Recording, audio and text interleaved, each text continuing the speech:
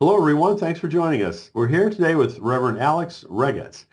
A.W. Regets is winner of the Frederick Buechner Award for Excellence in Writing, a graduate of Western Theological Seminary and of Olivet Nazarene University in Bourbon, Illinois, and an ordained PCUSA minister. He pastors Kirkwood Church in Bradenton, Florida, where he lives with his wife and four children. His debut book, Abandon the Orderly House, Good News for Skeptics and Burned Out Believers, is now available. Alex spent 6 years pastoring a small congregation through mergers, pandemics, and more in his hometown of Manteno, Illinois. And in 2023, his family made the move from rural Illinois to Southwest Florida, where he now pastors a mid-sized PCUSA congregation in Bradenton. You can learn more at his website, awregets.com. So let me unpack some of that because there's all kinds Yeah. of crazy intersections that Alex and I have. I mentioned that Alex was a recipient of the Frederick Buechner Award at Western Seminary. And as some of you know, I was director of the Frederick Buechner Center and set up the Student Award Program at Western and several other seminaries. So that was the first time I got to know Alex. And then it turns out that Alex and I grew up in the same area of Illinois. Now, I was quite a few years earlier than Alex is, as you probably can perceive. But my stepmom attended the church in Manteno where Alex was pastor. So I got to That's know him right. there. And of course, she loved Alex. Small world, of course. Well, it gets even better. I learned that Alex was interested in writing, and Alex learned that I had a background in helping authors market and get published and everything. So we talked, and Alex was gracious enough to mention that in his acknowledgement section of his books, which I really appreciated. So anyway, go figure is all I can say. Small world. So Yeah. Alex, congratulations on all of your work, and I'm so glad to be able to reconnect with you yet again. Yeah. Thank you so much. It was great uh, to have had that extra help at the start too, with all the conversations we had around what publishing could look like, and it certainly made a difference along the way, ending up here. So I Well, appreciate that's it. that's wonderful. I'm very proud of you, and the book is just excellent. We'll talk about that more in a minute. But is there anything else that you'd like people to know about you?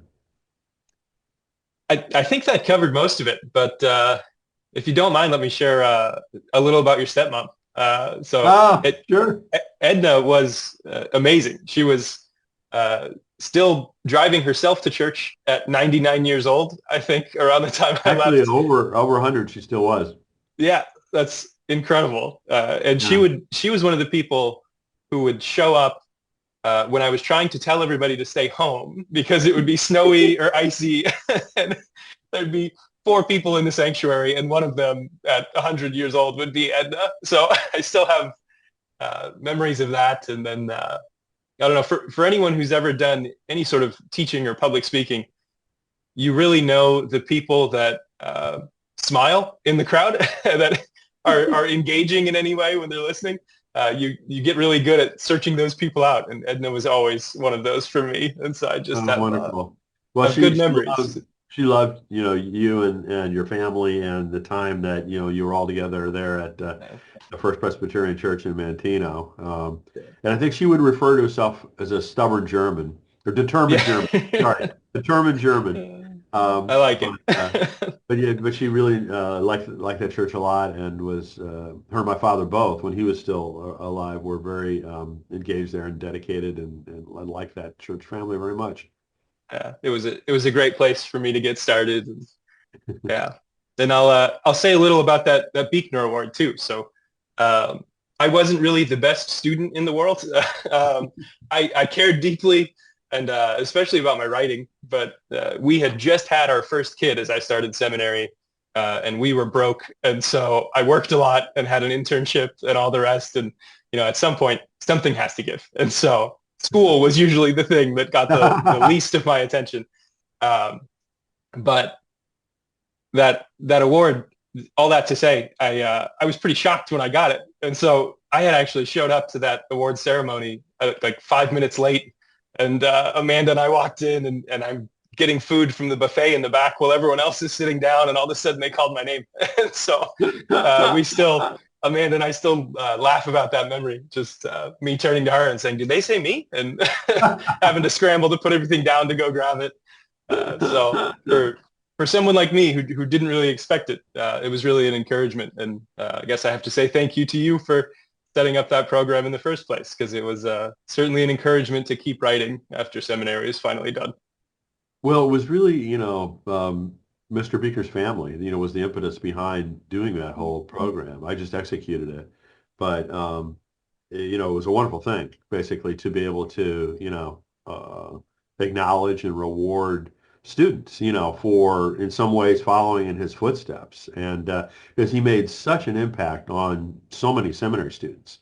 And we Yeah. felt that, you know, by instituting the award and also giving away some of his books to seminary students, it would kind of reintroduce him to a new generation Yeah, that's how I of found him for the first time, was was it really? getting those books. So yeah, Yeah, yeah. So, I think it paid off richly, in terms of extending his impact. yeah, absolutely. So, before we get into the book, maybe you could talk a little bit more about your church work and your family. Yeah, absolutely. I have been married to my wife Amanda for almost 12 years now. We have four little ones, like you mentioned. So our house is always chaos, but it's the good kind of chaos, I guess. So our 10-year-old is a lot like me, only smarter than I ever was. The 6-year-old got all of my wife's sort of creative ability, which I have very little of. And then our boys are 3 years old and 2 years old right now. So they really keep us on our toes. The 3-year-old is huge. He gets that from my wife's side of the family. And he's I like to say he's like a puppy that doesn't realize how big he is, that he's just full of energy and always running into things. But he's really sort of sensitive and sweet. And then our 2-year-old's more like a cat, that if he's quiet and you can't find him, you should probably be worried, because he's a little sneaky and getting into something he shouldn't. So that's That's great. a little glimpse of our family. There you But go. I served on the church end. I served a church of about 20 or so for 2 years, just the town over from my hometown while I was finishing up seminary. It actually started there as part of the seminary's internship program. You have to do a full-time internship one summer. And so I found a church that didn't have a pastor at the time and said, "Can I be your pastor for the summer?" And at the end of that, they just said, "Is there any way you'd consider staying?" And so I said, "Sure." And pastored them for a couple of years while I finished up the rest of my studies online then to the distance learning program. So did a couple of years there, and along the way merged that congregation with another small congregation in my hometown of Mancino, and Yeah. then stayed there for 4 or so years after the merger was actually completed. And so it was a really good place for us. It was a good congregation to get started in. They were especially supportive of me along the way, and I think I probably wouldn't have left if we didn't feel certainly called in some way, but also financially, as our family kept expanding, it became clear it wasn't an option to stay there forever, and so started looking and eventually found the church right here in Bradenton now, which has gone really well these first 18 months. So what was it like to move from rural Illinois to Florida? That's a big difference. Yeah, it's funny that it's culturally, it's not all that different, because there are Huh. so many Midwesterners who move to this part of Florida anyway, Is that right? that it's a place a lot of people retire sort of along the water there. And yeah, there are so many people who have moved into this community that you don't feel like an outsider if you Hmm. just got here, because most of the other people arrived in the last 10 years sometime. And so that's made it easier in some ways. Hmm. Um, but it was certainly a journey to get to this particular congregation. I had actually accepted a job maybe an hour and a half south of here at a church called Chapel by the Sea on Fort Myers Beach. This was a couple Wow. years ago now.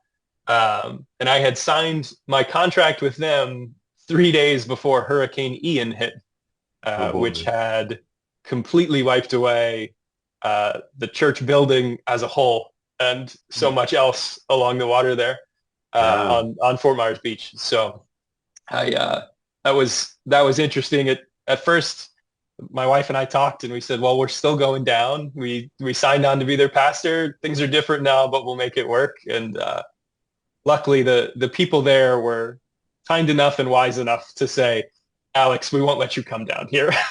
Uh, uh, They pretty much said we wouldn't let our children come down right now, and wow. um, eventually that church did close its doors Uh, as a result. But maybe a month after everything fell through, a couple months, the leader of the presbytery for this area reached out to me, and she said, "Alex, if you haven't sworn off Florida completely, I have another congregation that I think would fit perfectly for you."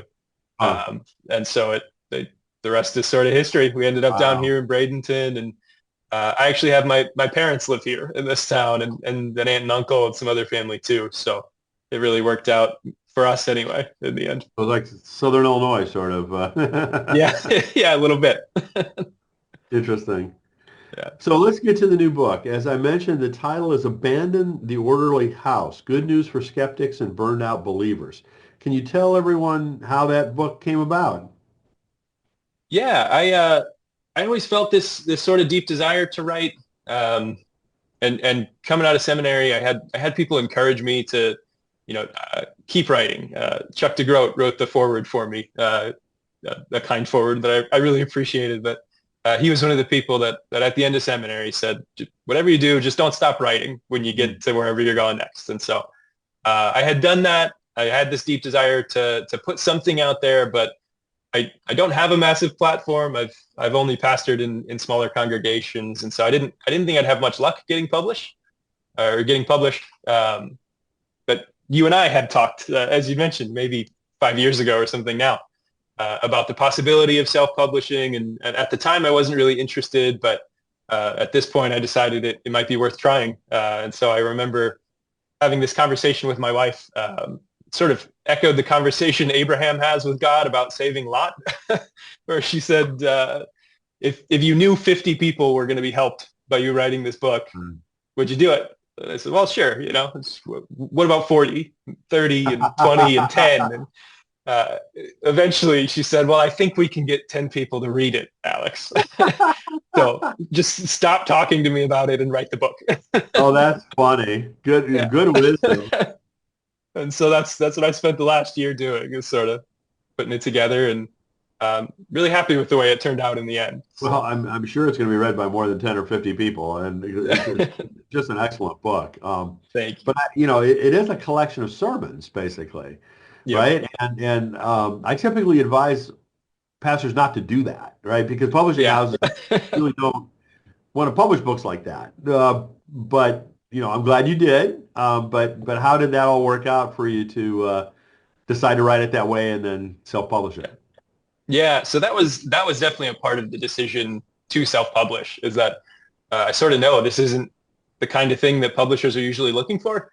But it's exactly the kind of book that has most impacted me along the way.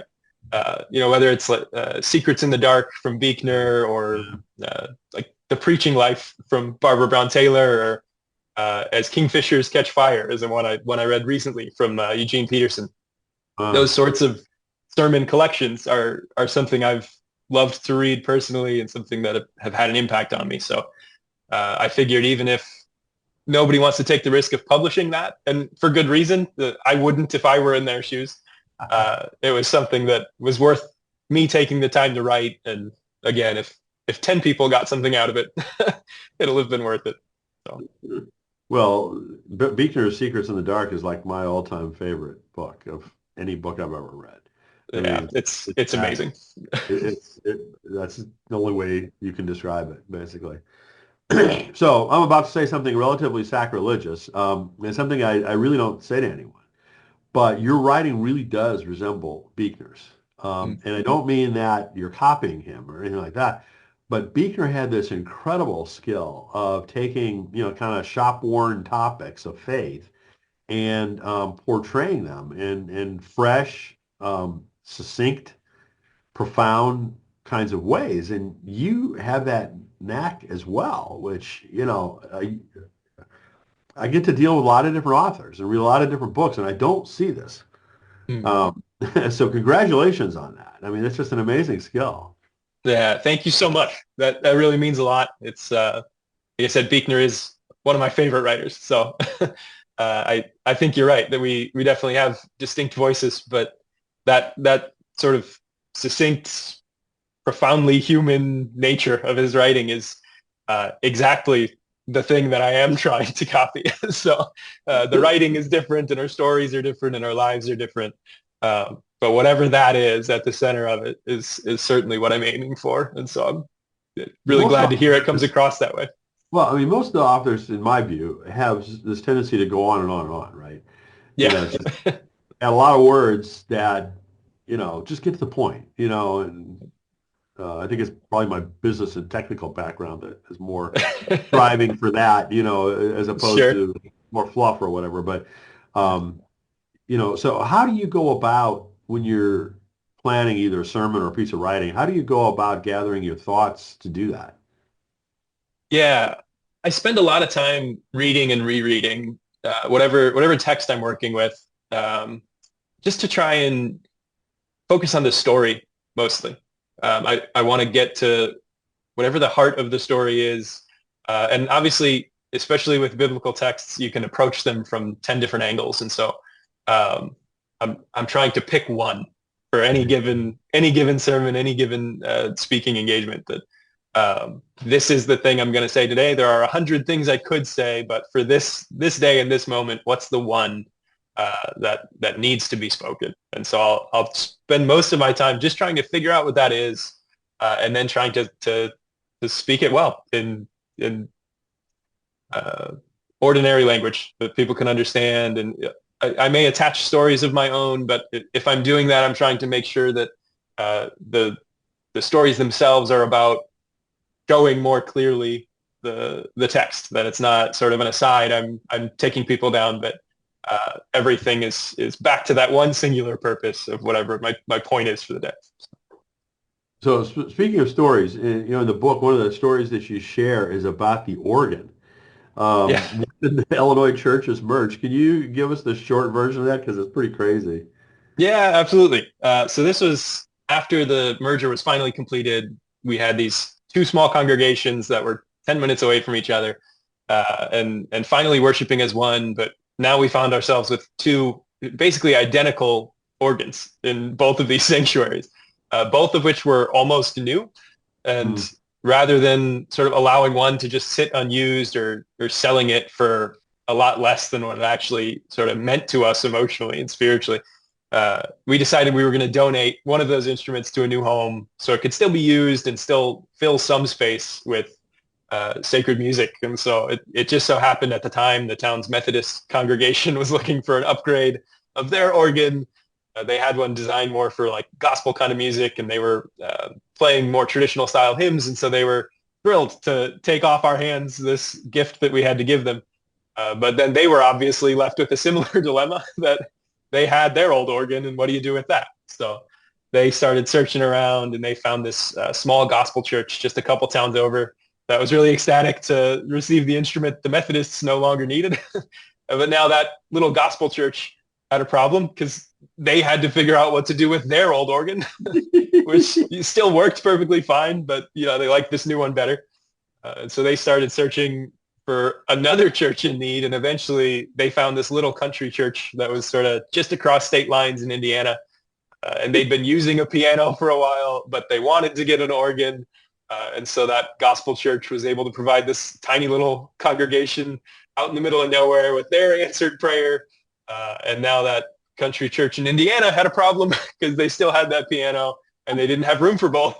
And so after looking around their tiny little community, they ended up finding this funeral home in town that didn't have any instruments on site, and they were glad to take the piano that had filled their sanctuary with these songs of praise for so long. That And is so such what? a great story. I mean, the ripple effect, is really Yeah, demonstrated so well there. yeah, it's great, and that's it started as this sort of what felt like failure, that this congregation had closed, which the whole merger is sort of this way that from the outside it looks a lot like failure. But in reality, God was doing all sorts of things to turn those two churches into one vibrant community. And so much good came out of it with things Yeah, like this that it's uh, still doing well. yeah, yeah, I still Great to see. get to talk with some of the people there, and things are going well. So it's good to see. So what would you most like readers to take away from the book? Yeah, I guess what I want them most to have is a sense that their inability to see or hear God's presence in any given moment doesn't mean that He isn't there. I think that and maybe a certain amount of freedom that I would like them to take from the book to embrace whatever doubts they might have as something that's just a part of this journey, and particularly to begin to see those as something that God doesn't despise. I think too often we imagine that God is angrily turning our back on us in those moments of doubt, when in reality he's sort of kneeling right next to us and he's patiently waiting for us to notice him again.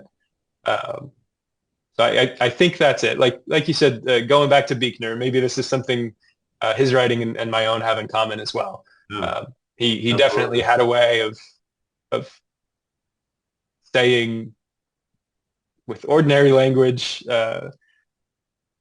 just naming what those doubts feel like, and naming the hope that we still have in the midst of them. And so that's what I hope people see in my work too. Good, good. Well, our church just did a book discussion of Brian McLaren's Faith After Doubt, Yeah, which sure. is exactly on that topic. And, he really strongly puts across the point that, doubts are necessary for Yeah, growth and learning. yeah, As opposed to being something bad. It's something good. It's something necessary to be able to evolve your faith. So anyway, I yeah, thought that was really important too. yeah. And if we can begin to see it that way, then whether it's us or our children, our friends, whoever, when we get to those moments of doubt, if we've heard them described that way our whole lives, it's no longer a moment of crisis. It's an opportunity to sort of live into what we've always been told. And so, as much as I can, I like to try and, whether it's from the pulpit or in a book, um, make sure that people know that's okay, that's expected, it's a normal part of faith. So one of the platforms that I lead is called Find Your Next Calling. We talk about being called in a new direction, and you've clearly done that in a couple different ways. Both in terms of geography as well as expanding beyond pastoral leadership into writing. So can you talk a little bit about what those transitions look like for you in terms of how they took place and how they impacted your family and your thinking? Yeah, absolutely. Like I said, with Mantino and leaving there to come down here to Florida, it was sort of, on one hand, there was this pull to do something different. I'd call it like a holy discontentment or something that we felt, both my wife and I, we just felt unsettled, despite everything finally being how we wanted it. Um, and it just seemed like there was something else for us. And so that was a piece of it. Uh, but I really imagined myself staying at that same church for 40 years and then retiring and being done. And that was sort of always my hope, was to just stay in one place, one small congregation, and have that be enough. And I think I would have been glad to do that. But again, I sort of felt pushed in a way that we had to, for financial reasons or whatever else too. So I almost picture like the story of the Israelites going through the Red Sea, and you have, I would imagine, all these people running through on the dry ground right away the second it opens up. But then you get the part of the story where the army closes in, and that's what pushes the last people across. And so it almost felt like that, where some part of me wouldn't have left unless I was sort of forced to. I think sometimes that happens for us. Yeah. Um, but on the writing end of it, um, that transition, I think a lot of people have it in their head that you have to be a full-time writer. if you're going to do this, um, and that you can't start where you already are.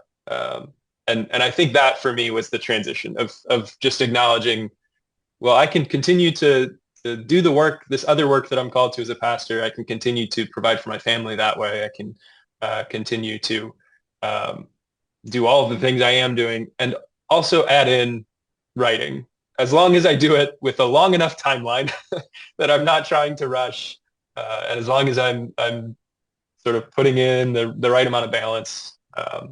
It's not a thing I have to rush, and so allowing myself to just go really slow with it, to start where I was, but to think long term, to think if the first book doesn't sell 10,000 copies, that's okay. It's enough if it sells 100, but I learned some new skills and learned some lessons along the way.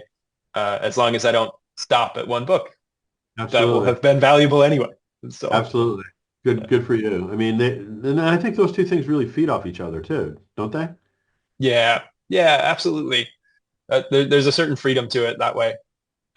If you're writing for the love of doing it, and it again sort of gave me the freedom to write what I wanted. Like you said, with the sermon collection, that's not going to be a thing that is easy to get picked up somewhere. But if you're doing this because you can't not do it, then you have Yes. all kinds of freedom to write the thing you actually want to write. And so that's been great. To quote Parker Palmer, Yeah, that's right. Yeah. he was the one that I know at least have said that because I could not do it, you Yep. know. So what Definitely relate advice to do you that. have? What advice do you have for others that are considering becoming an author? Yeah, I think that's a big piece of it is that start where you are. Don't don't feel the pressure um, to have to quit your job and make any drastic changes in order to do it. If you start writing now, you can call yourself a writer now. If you whether it's through self-publishing or sort of hybrid publishing, or whatever else, there's different paths to it, but um, continue writing, continue putting work out there. Even along the way, this past 10 years since I've sort of been in ministry, there's been lots of things I've written that I didn't even self-publish, that things I started and attempted or even finished, but never put out there, that I maybe gave to acquisitions editors or whatever, and got some distance along in the process, but didn't make it all the way to the end. And even that wasn't a failure, because I look at it now and feel like I couldn't have done this work unless I had done those before. Hmm. Hmm. So I Good think for that's you. my biggest advice. So, I realize you just recently introduced this new book, and I don't mean to be pushy or anything, but I mean, are there any future plans that you can talk about, whether it's other books or other projects? Yeah, I'm definitely going to keep writing. I, when I started this conversation again with my wife of sort of, is this worth doing? Should I spend the time? How much time do I really have to spare? We sort of figured out, yes, you can do this one. Two, yes, it's worth it.